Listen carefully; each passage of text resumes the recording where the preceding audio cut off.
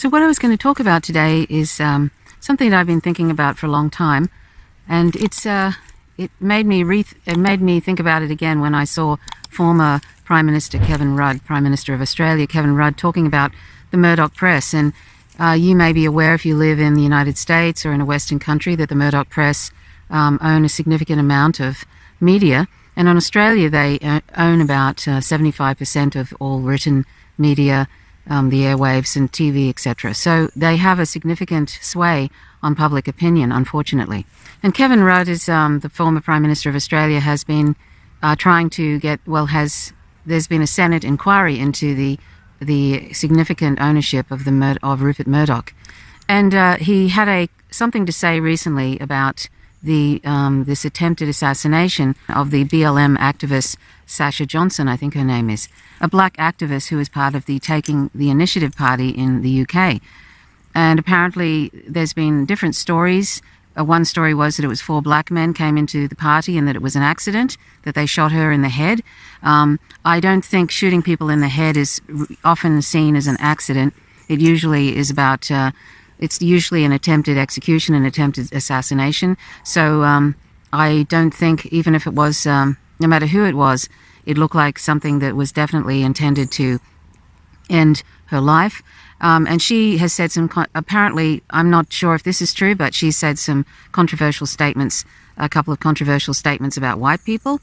And anyway, but that's neither here nor there. The fact is that if it was an intentional thing, it was an assassination attempt, which is probably going to be successful because she's probably not going to make it, having been shot in the head.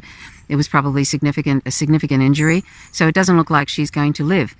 So this is she's a BLM activist who is in the Taking the Initiative party in the UK.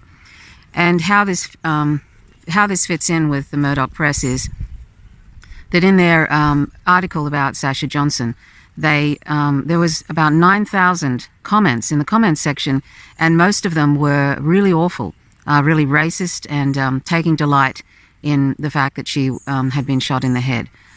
And this is where I find it interesting. This is something I've noticed for a long time now, for the last few years anyway, that on social media, the right-wing commentary, the right-wing comments on social media posts has been significant, and oftentimes completely swamps any sort of measured response.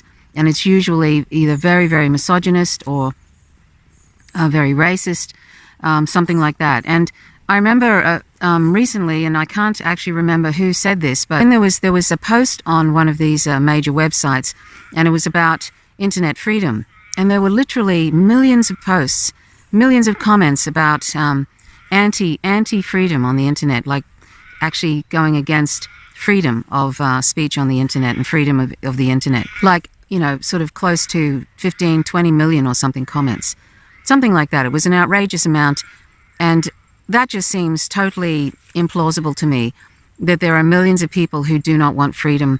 They don't want the internet to be free. I don't believe that for a second. And this is where we get into the idea of coordinated attacks on different sites.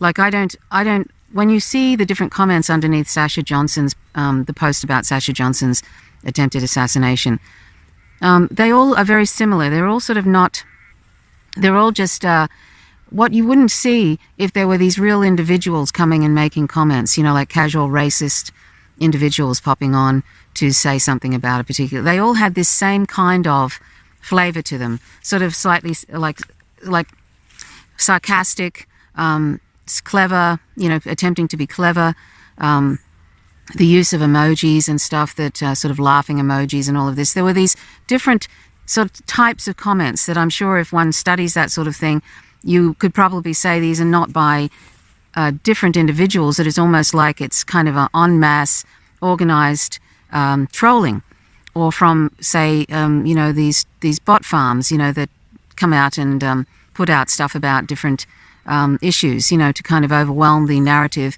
overwhelm any sort of public diversity of opinion. And this is what I think happens with not only this Sasha Johnson post. I feel like I'm just speculating here, but I feel like this is some sort of coordinated, organized troll bot farm type thing that is descended on that post to basically overwhelm any sort of empathy for that particular activist, and also to because she was part of BLM, they want to make sure that they basically try and normalize this incredible racism towards this particular individual and towards this whole BLM movement. And that's what makes me wonder whether it is something that is associated with the Murdoch Press, associated with Rupert Murdoch, that is sort of intended to change the narrative, because Rupert Murdoch is renowned for dumping on people that are unemployed, dumping on anybody who is having a hard time. He's completely he's an oligarch basically, and he prides himself on being able to literally choose which prime minister we're going to have here in Australia. He actually sort of in some ways brags about it. They call him the kingmaker. And that's because he has such sway, because he owns most of the media. So it's a full-on neoconservative right-wing sort of a push in most of the media, and it's helping normalize this incredible racist xenophobia. He's anti-migrants, he's anti-asylum seeker, he's anti-people that are unemployed. He's really an unfortunate person, really and truly. And, so he's sort of muddying up everything, and also, in these comment sections, with this 9,000 comments that were mostly awful about Sasha Johnson, I just sort of feel like there's some dark money underneath this all that is helping fund these various sort of attempts to swamp the media. And it doesn't surprise me in that, there's been many articles exposing the fact that the military does this kind of thing. The military literally has paid people in the military, thousands of them, that go around to change the narrative. If it looks like people are pushing against war, they go around and swamp these various social media posts and make sure that the narrative stays on track what they want. There is definitely dark money that feeds the Islamophobia industry. It's literally, that's been uncovered. There's only one Koch brother now, but the Koch brother, he's been part of that from what I understand. But so it wouldn't surprise me if I was in that camp and I wanted to make sure that people didn't go against capitalism, then I would, and this is something that Sky News, the Murdoch Press, talks about regularly, is how BLM is it's anti-capitalist. Well, anybody with any sense, if you're a black person or anybody who isn't an oligarch, anybody who isn't part of the capitalist class, the ruling class, the 1%, if they should be against capitalism, because capitalism is it's anti-people basically, and it's ecocidal. So they're a wake up to the fact, the Murdoch Press and people, and Rupert Murdoch and people like him, are a wake up to the fact that people are turning against capitalism, particularly young people.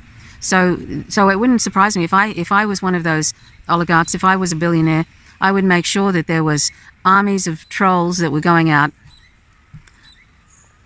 I would make sure that there was armies of trolls that were going out and making sure that the capitalist narrative wasn't derailed in any way. I'd make sure that everything that a neoconservative is against is that's also kept on track too. So Kevin Rudd he asked the Murdoch Press, he asked Sky News if they would remove some of those dreadful comments, and they just mocked him on TV. Basically, they mocked him on Sky News for suggesting that and calling it and saying that, well, this is happening all over social media.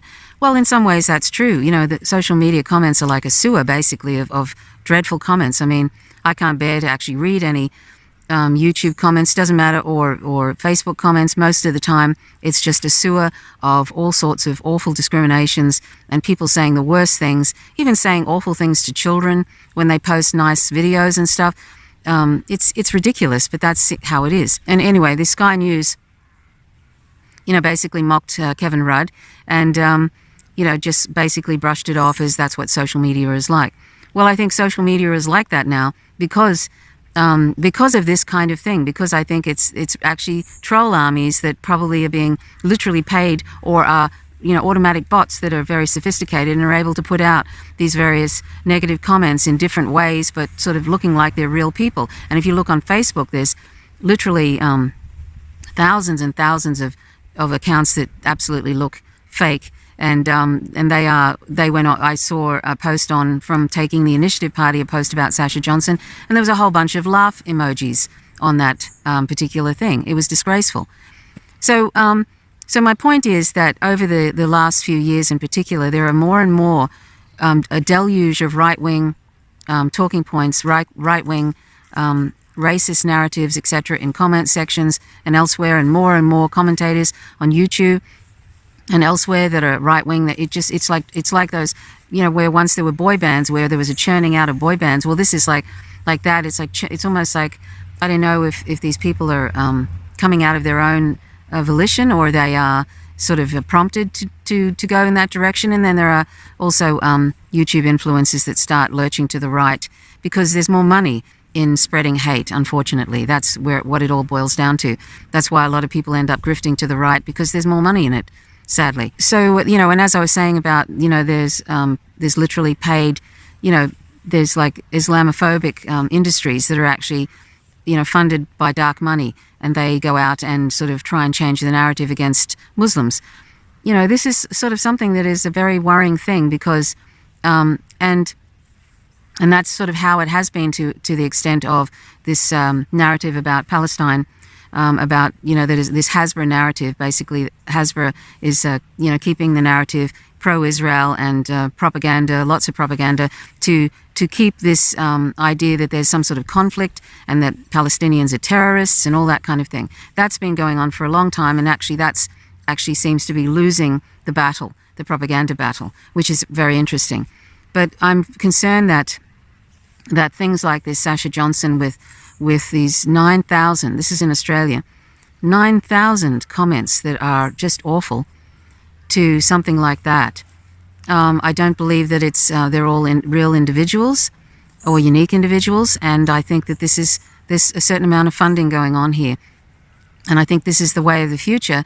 And as Kevin Rudd said, it just normalizes this sort of hate. And yes, it does. Of course, you have to have the seeds of that racism to kind of go along with that. But I think more and more, when you keep hearing that, particularly, in people that are easily influenced or already have those seeds there, it just becomes it's just promoting more and more hate. And that is going to be, and that is going in the direction that they want it to, which is to squash the left, the real left, not the pretend left, the real left, and destroy any sort of movement away from capitalism. Black Lives Matter is not just a Marxist organization. It is essentially a de facto terrorist organization. It's beyond argument. This movement is based on a lie. It is disgraceful for people to think that this is actually about Black Lives Mattering. No, it's not about that. It is about bringing down the system. It is about terrorism. It is about revolution. And it is controlled by the Democrat Party. This really is a front for another attack on capitalism and democracy. The Murdoch strategy in Australia, the United Kingdom and the United States for quite a period of time now has been along these lines. Churn out as much far-right extremist content as possible, and then turbocharge its penetration across those political communities using digital media platforms. Murdoch would say, great commercial success. But also Murdoch would know this is to the political advantage of his favoured political parties in the UK, the US and Australia. However, in the last few days, we've seen a startling new set of developments which provide us with a case study about where that takes our country, Australia. Two developments. Number one, the simple power and penetration of Murdoch's social media presence through Sky News' YouTube channel. In the last week, Sky News' YouTube channel passed 1 billion views. Put that in perspective, that is twice the size of the ABC, that is 3 times the size of Channel 9, that is 4 times the size of Channel 7. And that has Sky News steaming towards 2 million new subscribers to its YouTube channel. This is a vast new presence in Australian politics and society opening up. And based on the American precedent, it has as its clear mission statement the encouragement of far-right extreme views. There is a second development as well, tragically, and that is the attempted murder of a young Black Lives Matters activist in the UK whose name is Sasha Johnson. She was shot in the head just a few days ago and is still fighting for her life at the King's College Hospital in London. The facts are still being established. Of course, Sky News presented their own factual coverage of the attempted murder. And if you look at the actual coverage itself, there's nothing intrinsically wrong with it.